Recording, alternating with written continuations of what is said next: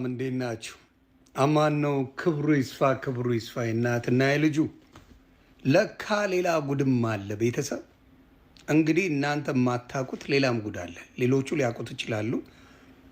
በረከት ለካ በኢህአዴግም ጊዜ በተመሳሳይ ነገር እስር ቤት ነበርሽ። ይሄን ለመንግስት አድርሱልኝ፣ ለፌዴራል ፖሊስም እንዲደርሰው አድርጉልኝ።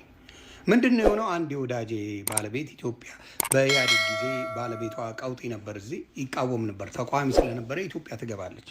ኢትዮጵያ ስትገባ ቀጥታ እስር ቤት ነው ያስገቧት ለ7 ቀን። ከዛ በኋላ መልሰው ወደዚህ ላኳት። ከዛ ምን ታደርጋለች? ለካ የኔም ቪዲዮ ታያለች ማለት ነው። በጣም ወዳጄ ነው። ቪዲዮ ስታይ እንዴ ስለ በረከት ገበሬዋ ነው እንዴ ዮኒ ማኛ የሚያወራው ትለዋለች። ጓደኛ የሚያወራው አዎ፣ ምን ነው ትተዋወቃላችሁ እንዴ? በደንብ ነው የማውቃት። ከ9 ወር በፊት ነው እንግዲህ ከ9 ወር ብልጽግና ስልጣን ላይ ከመውጣቱ በፊት ከ9 ወር በፊት ማዕከላዊ እስር ቤት ይገናኛል ከሷ ጋር።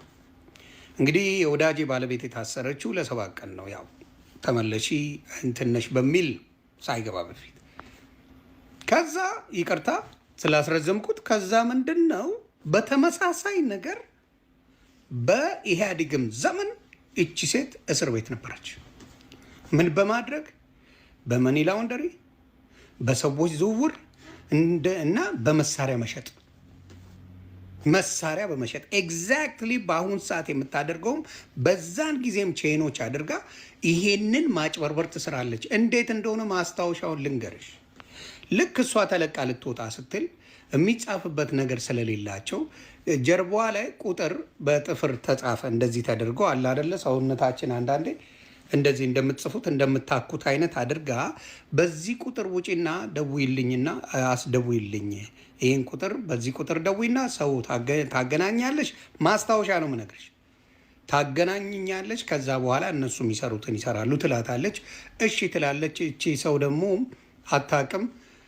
ወዲያው ከእንትን ወሰዷት። ከዛ ኤርፖርት አደረሷት። ከዛ ወደዚህ ስትመጣ ለረጅም ሰዓት ስለነበረ